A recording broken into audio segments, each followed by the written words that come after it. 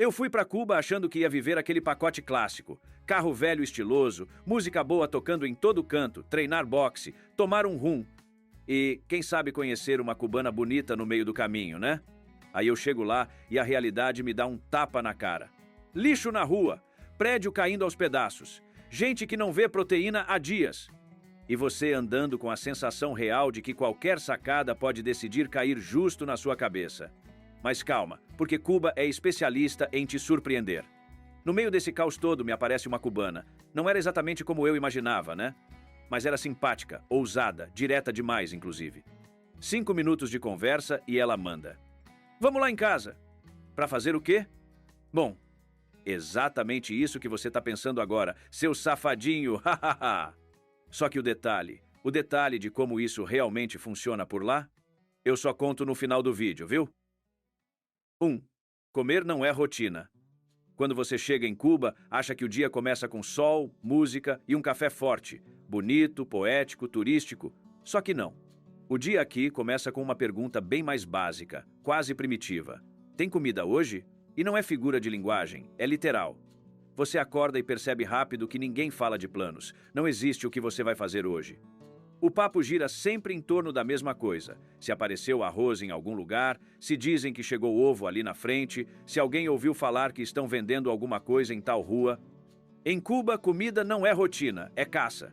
O cubano sai cedo para a rua não com pressa de trabalhar, mas com sacola na mão. Sacola de nylon, velha conhecida, quase uniforme nacional. Você anda pelas ruas e vê a cena se repetindo. Gente parada, observando, esperando, como se o alimento pudesse simplesmente surgir do nada. Às vezes surge, mas quando surge, vem junto outra pergunta. Dá para pagar? Aí começa o segundo round. Eu fui até a Avenida Itália, ou Galiano, como todo mundo chama. Uma feira de fim de semana que virou o grande plano B da cidade. Ali tem de tudo, comida, roupa, utensílio, esperança, tudo misturado. Meses atrás, isso era visto como uma saída. Hoje virou só mais um lugar onde você olha, calcula e percebe que a conta nunca fecha. Vamos aos números, porque sem eles, isso vira só drama. Uma libra de cebola custa cerca de 400 pesos cubanos, tomate, 600 a libra. E não estamos falando de produto importado, gourmet ou exótico, é comida colhida na própria terra. Agora respira fundo. 1 quilo de carne bovina no mercado informal gira em torno de 1.000 pesos cubanos. Traduzindo para a vida real, muita gente trabalha o mês inteiro para escolher entre comer carne ou pagar outra coisa básica. A pergunta inevitável é: carne é luxo ou é comida? Em Cuba, a resposta é simples. Carne virou artigo de data comemorativa. Natal, Ano Novo, se der sorte. Estima-se que só cerca de 30% da população consiga comer carne com alguma frequência. O resto resolve como dá. E resolver aqui é um verbo pesado. Resolver é substituir, é improvisar, é diminuir porção, é pular refeição.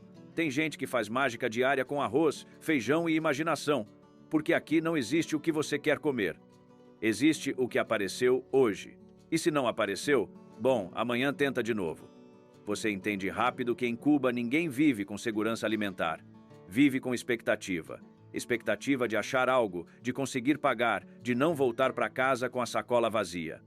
E quando volta vazia, ninguém faz escândalo. Porque isso aqui virou normal. Triste. É, mas o mais assustador não é a fome. É o quanto ela já foi incorporada à rotina. Aqui, você não vive para trabalhar. Você trabalha quando consegue para comer. E às vezes, nem isso. 2. A conta não fecha. Depois de entender que comida é o centro da vida em Cuba, vem o segundo choque. O golpe baixo. A conta. Porque aqui o problema não é só o preço estar alto, é que o salário simplesmente não existe para acompanhar a realidade. O salário médio estatal gira em torno de 25 dólares por mês. Repete isso na cabeça. Agora compara com qualquer lugar do mundo. E aí eu te pergunto, sem ironia nenhuma, como alguém vive com isso? A resposta curta é simples, não vive, sobrevive. Porque a comida custa preço de país normal. Tomate, cebola, arroz, óleo, nada disso é barato para quem ganha 25 dólares. Então a matemática vira uma piada cruel. Você faz a conta, refaz, confere, muda a ordem e no final dá sempre o mesmo resultado. Não fecha. Aqui ninguém pensa em quanto sobra. O raciocínio é outro. O que eu deixo de comprar hoje? Toda compra é uma escolha forçada. Se compra isso, não compra aquilo. Se come melhor hoje, passa perto amanhã. Não existe folga, existe compensação. E é nesse ponto que Cuba se divide, na prática, em 3 tipos de gente. Primeiro, quem recebe remessa do exterior. Essas pessoas não são ricas, mas respiram. Um dinheiro que vem de fora muda tudo. Não é luxo, é dignidade básica. Frango, óleo, ovo, às vezes carne. Segundo, quem tem contato no exterior. Um amigo, um parente, alguém que traz coisa, manda coisa, ajuda a resolver. O famoso conheço alguém. Não resolve tudo, mas evita o colapso. E terceiro, quem resolve fora do sistema. Vende algo, revende algo, troca algo, improvisa. Aqui, resolver não é malandragem romântica, é necessidade pura. Quem vive só do salário estatal vive no limite e sabe disso. O mais absurdo é que comida existe em Cuba. Ela está nas lojas privadas, nas MPMEs, nas lojas em moeda estrangeira. O problema é que ela não está no bolso da maioria. Ou seja, não é falta de comida, é falta de acesso. E aí nasce uma frase que todo cubano entende sem precisar explicar. Aqui você não vive para trabalhar, você trabalha para comer. E às vezes, nem isso. Porque quando o salário não acompanha a inflação, não existe futuro, não existe plano, não existe descanso. Só existe o mês. Segurar o mês vira vitória. E quando alguém diz esse mês deu, não significa que sobrou. Significa apenas que não faltou antes do fim. Isso, sozinho, explica mais sobre Cuba do que qualquer discurso político. 3. 2 Cubas. Depois de alguns dias andando por Cuba, você começa a notar uma coisa curiosa e meio absurda. Existem 2 Cubas, e não é figura de linguagem, é literal. A primeira é a Cuba do turista. Praia bonita, música alta, rum barato, gente sorrindo como se a vida estivesse resolvida. Essa Cuba funciona, tem luz, tem comida, tem ar-condicionado. É a Cuba do Instagram, com filtro quente e legenda motivacional. Agora deixa eu te fazer uma pergunta simples. O que acontece se você sair desse cenário por 5 minutos a pé? 5. A música some, a luz cai, o sorriso vira cansaço. Bem-vindo a outra Cuba. É a Cuba onde o dia não começa com um bom dia, começa com será que hoje tem luz? E será que apareceu comida? Enquanto o turista escolhe prato no cardápio, o cubano escolhe o que vai faltar hoje. E a parte mais estranha é que essas 2 Cubas não estão em países diferentes. Estão na mesma rua. Hotel com ar-condicionado ligado o dia inteiro. Logo atrás, casas esperando a energia voltar para poder cozinhar. Coincidência? Claro que não. É prioridade. Área turística não pode parar. O resto resolve. E resolver aqui não tem nada de charme latino. É sobrevivência mesmo. Resolver comida, resolver transporte, resolver dinheiro. Ninguém fala em qualidade de vida. Isso aqui soa como piada de mau gosto. As perguntas do dia são outras. Dá para hoje? Alcança até amanhã? Se eu comprar isso, fico sem o quê? O turista vem para descansar. O cubano acorda cansado. O turista tira férias. O cubano tira conta. E o mais assustador é que tudo isso virou normal. Você pergunta como está a situação e a resposta vem com meio sorriso. Tá difícil, mas a gente vai levando. Levar para onde, ninguém sabe. Porque enquanto o mundo olha Cuba e pensa que povo alegre, o cubano olha o mundo e pensa, podia ser diferente, né? Ele vê pela internet, vê pelos parentes que foram embora, vê pelas remessas que chegam, e isso dói mais do que não saber. Por isso, tanta gente sonha em sair. Não é para ficar rico, é para parar de calcular tudo. Parar de calcular comida, luz, mês. Cuba é bonita? É, mas é bonita em 2 níveis diferentes. Um você visita, o outro você aguenta, e depois que você percebe isso, fica difícil olhar aquele cartão postal do mesmo jeito.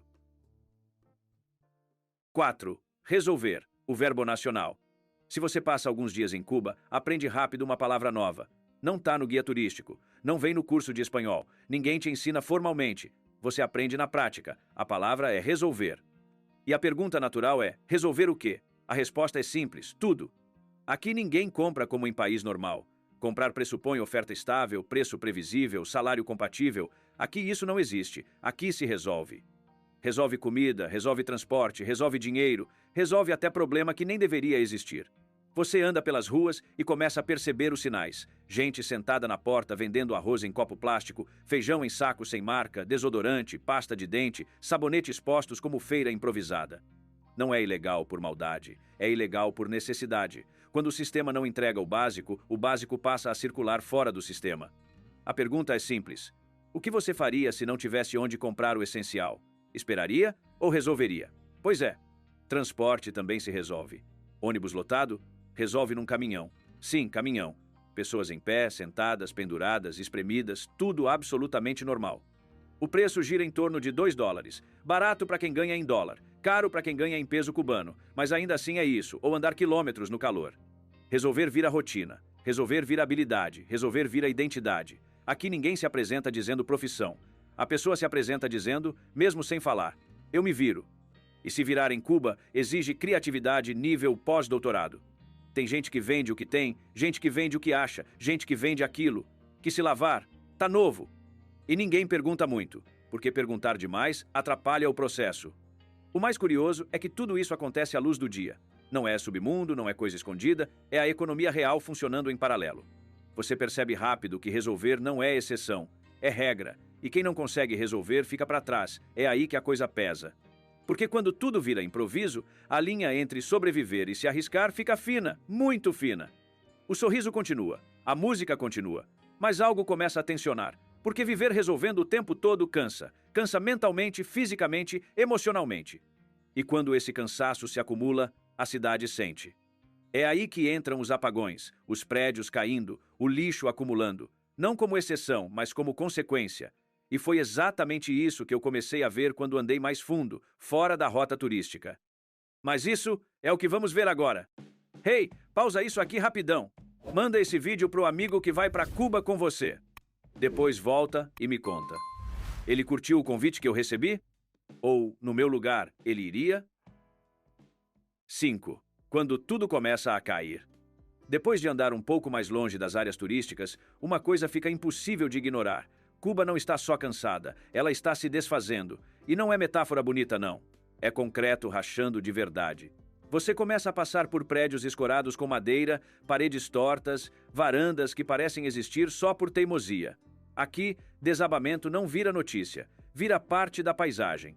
Prédios oficialmente declarados inabitáveis continuam com gente morando dentro. E aí a pergunta é óbvia: vai morar onde? Não existe plano B. Aluguel é impossível, comprar casa está fora da realidade. Então as pessoas ficam, dormem sabendo que o teto pode cair, acordam torcendo para não chover forte demais. Em alguns lugares ainda tem placa avisando perigo de desabamento. Em outros, nem isso. Todo mundo já sabe. E como se não bastasse, tem o lixo, muito lixo. Não aquele escondido atrás de hotel para turista não ver. Lixo de esquina, lixo acumulado, lixo que fica dias ali, convivendo com gente que já tem problema demais para resolver. Curiosamente, olha só, isso não aparece nas áreas turísticas. Ali o lixo some rápido. Coincidência? Claro que não. Aí vem outra pergunta. Como uma cidade funciona sem luz? Porque aqui os apagões viraram rotina. 5, 6 horas sem energia, todo santo dia. Geladeira desligada, comida estragando, ventilador parado naquele calor caribenho que não perdoa. E o mais estranho é ouvir isso sendo dito com naturalidade. Hoje a luz cai às 3, como se fosse previsão do tempo. Sem luz, não cozinha. Sem gás, pior ainda. Sem água, boa sorte. A cidade entra num modo estranho. Tudo fica mais lento, mais pesado, e quando anoitece, o clima muda. Ruas mais escuras, menos gente andando, mais tensão no ar. A criminalidade começa a aparecer mais, não por maldade gratuita, mas por necessidade. Assaltos, roubos, caminhos que as pessoas evitam à noite. Não é filme, é consequência. Quando falta tudo, até a confiança vai embora. E mesmo assim, a vida continua. No dia seguinte, todo mundo acorda, pega a sacola e vai resolver o que dá. Porque aqui parar não é opção. A cidade pode estar caindo aos pedaços, mas quem mora nela ainda está em pé. Cansado, exausto, mas em pé. Quanto mais eu andava, mais ficava claro que isso não é uma crise passageira. É desgaste acumulado, e desgaste cobra preço. Na cidade, no corpo e principalmente nas escolhas que as pessoas começam a fazer. E é exatamente sobre isso que a gente precisa falar agora. 6. Quando o amor cansa. Depois de ver a cidade se desgastando, uma coisa fica clara rápido. A crise não fica só na rua. Ela entra nas casas e entra com os 2 pés nos relacionamentos. Então deixa eu te perguntar, sem romantizar nada, como é que o amor sobrevive quando falta comida? Aqui, relacionamento não vive isolado da realidade. Ele apanha dela todo dia. Eu ouvi isso de muita gente, sem drama, quase no automático. Casal brigando não por ciúme, mas por dinheiro. Discussão não sobre sentimento, mas sobre o que dá para comprar esse mês. Uma frase que ouvi resume tudo. Aqui, o amor não acaba por falta de carinho, acaba por falta de condições. Quando o salário não dá e o mês vira um campo minado, o afeto começa a competir com a sobrevivência. E aí a lógica muda. Muita gente passa a procurar não só alguém para amar, mas alguém que ajude a resolver. Resolver comida, resolver dinheiro, resolver saída, isso vale para homens e mulheres. Tem casal junto há anos que se separa porque a economia desmoronou. Tem casamento que simplesmente não aguenta a pressão constante. E tem gente que desiste, não porque deixou de gostar, mas porque cansou de lutar todo dia sem ver saída. Aí os sentimentos começam a se misturar. O que é amor? O que é necessidade? O que é estratégia? Nem sempre dá para separar. Ouvi mulheres dizendo: hoje em Cuba, se o homem não tem dinheiro, ele não serve. É duro? É, mas é real. Não porque as pessoas ficaram frias, é porque a crise endurece todo mundo. Quando falta tudo, romantismo vira luxo, sonhar vira risco. Você ainda vê carinho, sorriso, proximidade, mas sempre com uma tensão por trás. Uma pergunta muda que ninguém diz em voz alta: até quando isso aguenta? E aí entra outro peso, a comparação com quem foi embora. Quem ficou vê quem saiu comendo melhor, vivendo melhor, respirando melhor. Isso corrói por dentro. O sonho deixa de ser construir algo aqui e vira simplesmente ir embora, com alguém, ou sozinho. E nesse cenário, muita gente começa a cruzar linhas que nunca achou que cruzaria. Não por maldade, por cansaço. É aqui que a gente começa a encostar num assunto mais desconfortável. Porque quando a necessidade aperta demais, algumas escolhas deixam de ser escolha e viram estratégia de sobrevivência. Mas isso precisa ser falado com calma. E principalmente sem romantizar. É exatamente isso que vem agora. 7. Sobreviver é estratégia. Depois de ouvir muita história, conversar com muita gente e andar pela cidade de verdade, uma coisa ficou clara para mim: quando a necessidade aperta demais, as escolhas mudam. Isso não é exclusivo de Cuba. A diferença é que aqui isso fica escancarado, impossível de fingir que não vê. Agora pensa comigo, sem drama. O que você faria se não tivesse dinheiro para comer, se vestir ou ajudar a própria família? Pois é, em Cuba, muita gente vive exatamente nesse limite. E é nesse cenário que surgem estratégias de sobrevivência que confundem turista, alimentam fantasia e deixam muita gente confortável demais para não fazer pergunta nenhuma. Quem chega de fora costuma achar que tudo é simpatia, sorriso fácil, calor humano, e é mesmo. Mas nem todo sorriso é romance, nem toda atenção é amor. Às vezes é necessidade vestida de gentileza. É aqui que entra um termo famoso e quase sempre mal entendido: gineterismo. E deixa eu deixar isso claro logo. Nem toda cubana é ginetera. Generalizar isso é preguiçoso e injusto. Mas o fenômeno existe, e fingir que não existe não ajuda ninguém. Gineterismo não é só vender o corpo. Muitas vezes nem passa por isso. É companhia por interesse, afeto estratégico, promessa, esperança de saída. Porque para quem vem de fora, um jantar é lazer. Aqui pode ser comida da semana. Um perfume para você é detalhe. Aqui é luxo. Uma recarga de celular parece nada. Aqui resolve o mês. Então, quando você vê uma relação intensa demais, rápida demais, perfeita demais, talvez não seja amor à primeira vista, talvez seja desespero à primeira oportunidade. E isso vale para os dois lados, viu? Também tem o turista que chega achando que é especial, que conquistou, que mudou a vida de alguém. A pergunta incômoda é simples: mudou mesmo? Ou só entrou num sistema que funciona assim há décadas? Quando ninguém quer enxergar a realidade, nem quem precisa sobreviver, nem quem prefere viver a fantasia, o resultado é sempre o mesmo: frustração, dinheiro perdido e julgamento errado. E não, isso não transforma todo mundo em santo. Golpe existe. Aqui, golpe não é exceção, é consequência. Golpe de rua, digital e emocional. Promessa de amor, de ajuda, de futuro melhor. Tudo embalado com urgência e história triste. Não porque o cubano é malandro, mas porque o sistema empurrou gente demais para o improviso permanente. O golpe mais cruel é o emocional. Você tá fora de Cuba, sozinho, aparece um perfil bonito, história difícil, conversa boa. Quando pede videochamada, sempre tem desculpa. Aí começam as emergências, pequenas no início, maiores depois. Você ajuda achando que é amor. Muitas vezes, do outro lado nem é mulher, é um cara qualquer usando foto roubada. Catfishing versão caribenha. No fim, a pergunta que dói é essa: você queria amor ou queria acreditar numa fantasia? Cuba não é filme romântico, mas também não é um covil de vilões. É um país quebrado, com gente improvisando a própria vida todos os dias. Quem vem pra cá precisa só de uma coisa: olho aberto. Não para desconfiar de todo mundo, mas para entender o contexto. Porque aqui, romantizar demais machuca, e ignorar a realidade cobra caro. Hey, não esquece de compartilhar essa porra, viu? E se chegou até aqui, comenta Cuba. E confere o vídeo que tá aparecendo na tela aí. Valeu e até mais.